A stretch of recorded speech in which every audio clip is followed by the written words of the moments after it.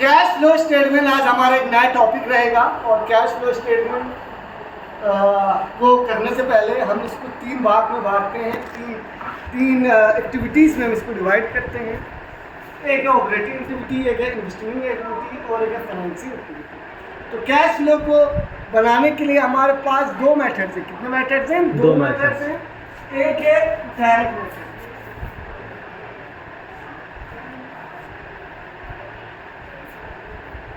एक है indirect method. जो डायरेक्ट मेथड होता है वो अक्सर हमें नहीं पूछा जाता, हमें जो ध्यान देना है वो देना है इनडायरेक्ट मेथड। इनडायरेक्ट मेथड को हम इस्तेमाल करते हैं क्योंकि हमने ऑलरेडी प्रॉफिट एंड लॉस बनाया होता है, तो उसके मदद से हम लोग कैश फ्लो स्टेटमेंट बनाते हैं। और जब हम प्रॉफिट एंड लॉस की मदद से और बैलेंस शीट की मदद से अगर हम कैश फ्लो बनाएं तो वो हमारा इनडायरेक्ट मेथड है। हम यहाँ पे ज़्यादा फोकस करेंगे इनडायरेक्ट मेथड। किस पे करेंगे? इनडायरेक्ट। आ गया? कैश फ्लो को बनाने के लिए हमारे पास दो मेथड है, डायरेक्ट और इनडायरेक्ट। हम यहाँ पे फोकस करेंगे इनडायरेक्ट मेथड।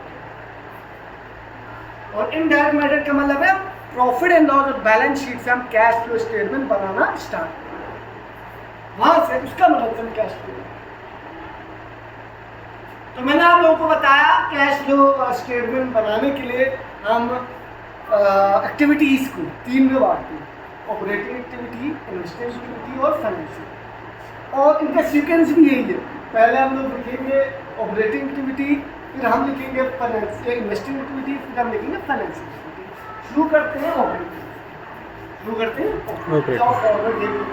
ठीक है, फॉरवर्ड में भी ऐसे ही चलेगा, पहले हम इसको करेंगे, फिर उसी के नीचे इन्वेस्टिंग आएगा, फिर उसी के नीचे फाइनेंसिंग आएगा।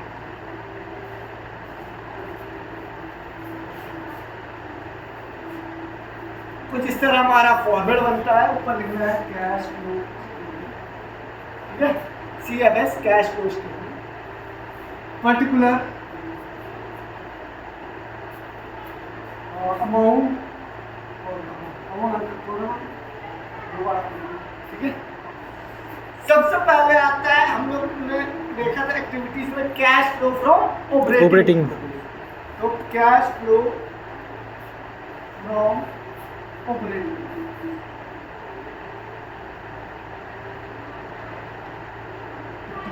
ठीक है।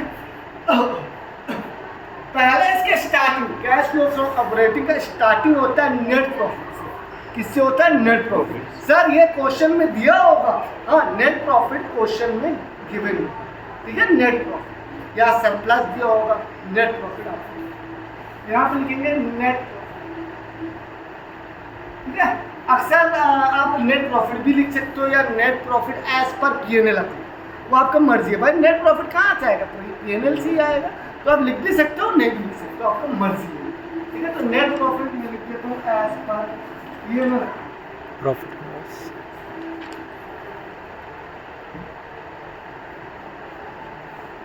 कोई दिक्कत? No sir. ये हमें सेकंड वाले कॉलम में चलो। उसके बाद ऐड करेंगे एक्स्ट्रा ऑर्डिनरी है। बताएंगे ये क्या होता है? इसमें एक चीज है, सुनना क्या है, जब हमारा प्रॉफिट आता है तो वो लास्ट में बच के आता है ना। मेरे पास अगर मैं मान लेता हूँ 4,000 प्रॉफिट है, ये लास्ट में आया हुआ, इसके बाद हम कुछ नहीं करेंगे। उसके बाद हम क्या करते हैं, यहाँ से ना, यहाँ से इससे समझ मेरे पास 4,000 प्रॉफिट था, इसमें से समझ मैंने 1,000 रुपये जो है वो रिजर्व में ट्रांसफर कर दिया। कहाँ कर दिया? रिजर्व में। तो ये कितना बच गया? 3,000। कितना बच गया? 3,000। तो हमारे पास जो प्रॉफिट है, ये जो लिखा है ना, तो ये क्या भाई? ये क्या है भाई? ये आज समझ। तो हमें ये जो जनरल रिजर्व है इसको हमें प्लस करना पड़ता है। क्या करना पड़ता है? कोई दिक्कत? कोई नो सर। इधर कोई दिक्कत? तो उसमें क्यों प्लस करना पड़ता है? क्योंकि उसमें कैश नहीं गया होता है, हमने ऐसे ही माइनस कर दिया और उसमें कैश नहीं ना गया, रिजर्व ऐसे कर दिया हमने, प्रॉफिट में से मतलब कैश तो गया नहीं, तो इसको हमें प्लस करना। कोई दिक्कत? तो हम लोग इसको रिजर्व को यहाँ पे प्लस कर देंगे। एक्स्ट्राऑर्डिनरी आइटम में हम क्या लिखेंगे, हम लोग पहला आइटम लिखेंगे एक्स्ट्राऑर्डिनरी में जनरल रिजर्व। क्या लिखेंगे, जनरल रिजर्व। यहाँ पे जो भी अमाउंट होगा वो लिखेंगे। ठीक है, कोई दिक्कत है तो अब समझ लो, ये आपका बैलेंस शीट दिया है। क्या दिया गया है, बैलेंस शीट दिया है। ये 2001 मान लेते हैं, 2 दे रखे हैं मान लेते हैं। ठीक है, तो जनरल रिजर्व मान लेते हैं ये है 3000, ये है 4000। तो भाई इस साल कितना हमने ट्रांसफर किया वही लिखना है। पहले 3 था ना, अब 4 हो गया, तो हमें 1000 लिखना है।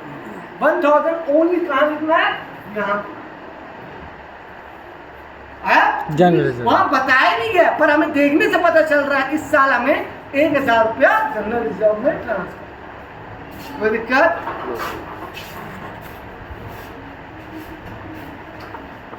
तो हम लोग एक्सटर्नल आइटम जनरल रिजर्व लिख दी। उसके बाद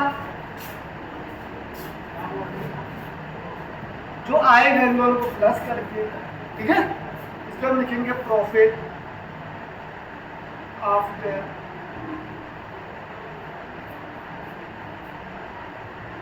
एडजस्टमेंट ऑफ एक्स्ट्रा ऑर्डिनरी। ठीक है बच्चे, यस सर। कोई दिक्कत, नो सर। आया समझ।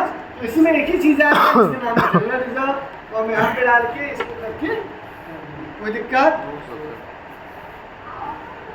ठीक है। उसके बाद हम लिखेंगे ऐड। क्या लिखेंगे भाई, ऐड। क्या लिखेंगे, ऐड। इसी नीचे add non cash items and non operating.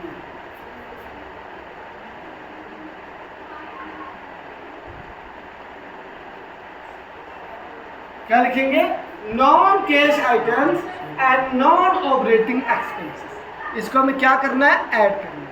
क्या करना है, ऐड। क्यों करना है सर, इसको लेस क्यों नहीं करना, क्योंकि एक्सपेंस है भाई। ये वो है जो एक्सपेंस तो किए पर वो कैश हुआ ही नहीं, तो उनको आपने माइनस क्यों कर दिया, उसको प्लस करके खत्म कर दिया। ये नील इफेक्ट हो जाएगा ना। अगर 400 आपने प्लस किया माइनस किया है, तो आप प्लस कर दो 400 तो वो 0 हो जाएगा, नहीं करने के बराबर हो जाएगा।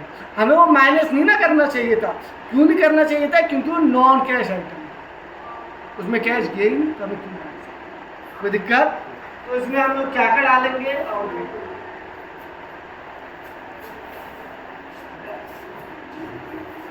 डिप्रिसिएशन, ठीक है, एक non cash item. Return of goodwill,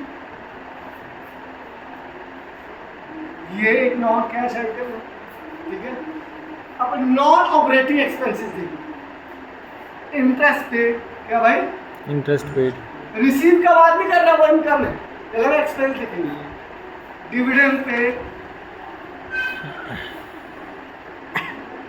rent paid, क्या है, इंटरेस्ट डिविडेंड है, समझ। उसके बाद हमारा नॉन ऑपरेटिंग एक्सपेंसेस में और आएगा, जैसे कि डिप्रिसिएशन हो गया, और अगर कोई परचेज किया मशीन,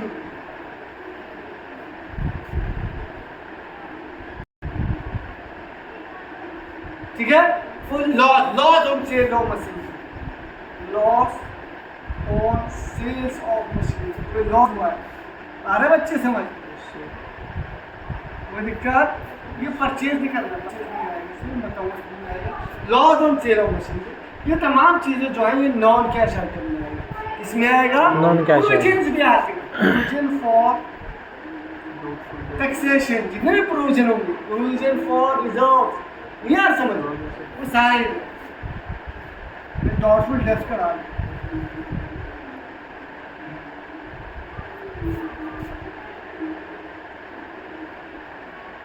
ठीक है, yes, तो तमाम चीजें इधर आएंगी, फिर हम इनको जोड़ेंगे।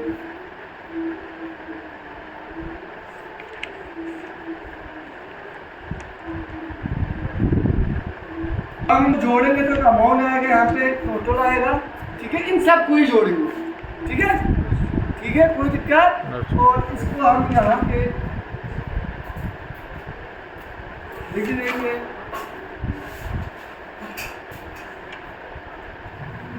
और ये जो अमाउंट है इस पे हम जोड़ेंगे, ऊपर प्रॉफिट नहीं आया हुआ है यहाँ पे ये और नीचे वाला हम जोड़ेंगे और जो आएगा उसको हम कहेंगे profit before change in working capital. क्या कहेंगे? Profit before change in working capital.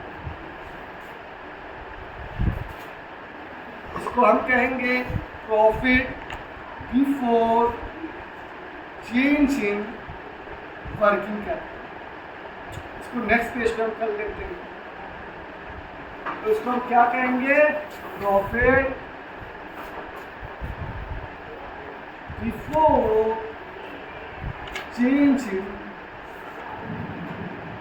Working capital. तो हम किसे कहेंगे? वो जो जोड़ वो प्रॉफिट और नीचे जो हमने वो सब नहीं नॉन कैश आइटम का टोटल वो दोनों जोड़ के हमारा आएगा profit before change in working capital. कोई दिक्कत?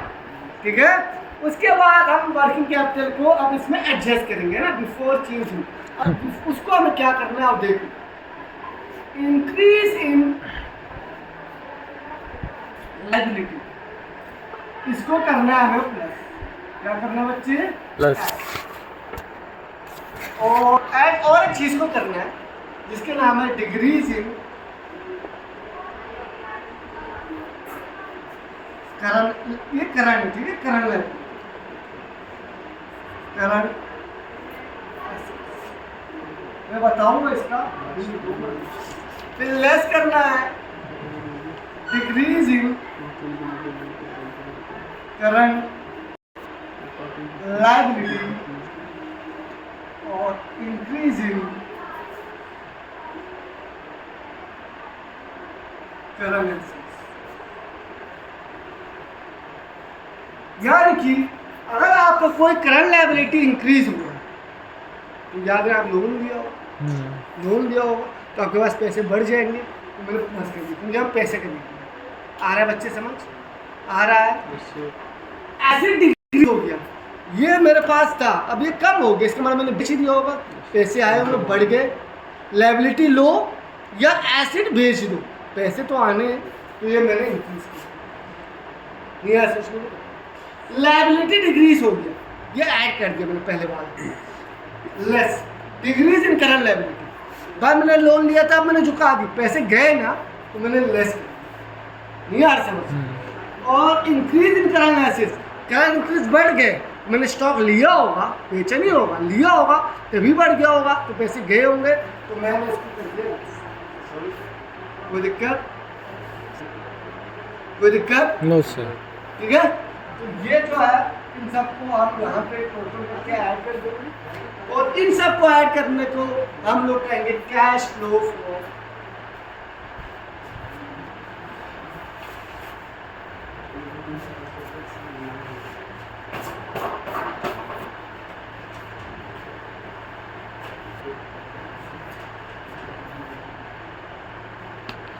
ठीक है।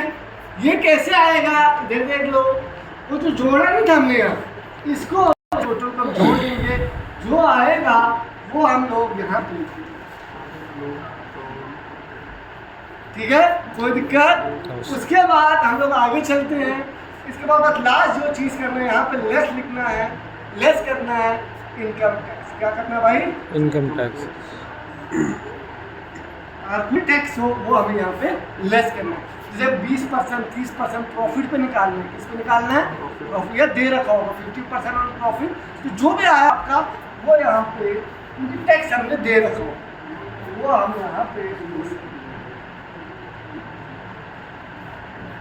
टैक्स पेड लिखा होगा तो लेस करना। क्या करना? लेस। पेड लिखा होगा तो लेस करना, प्रोविजन को लेस नहीं करना, पेड को लेस करना। ठीक है, आपके पास ये हमारा आ गया कैश फ्लो फ्रॉम ऑपरेटिंग।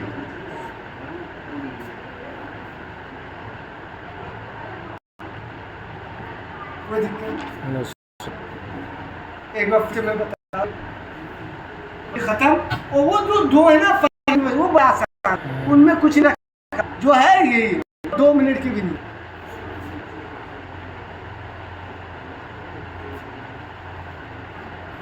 ये फॉर्मेट है, इसमें सबसे पहले हमें अंडरलाइन करना है क्योंकि पहले हमने है ना।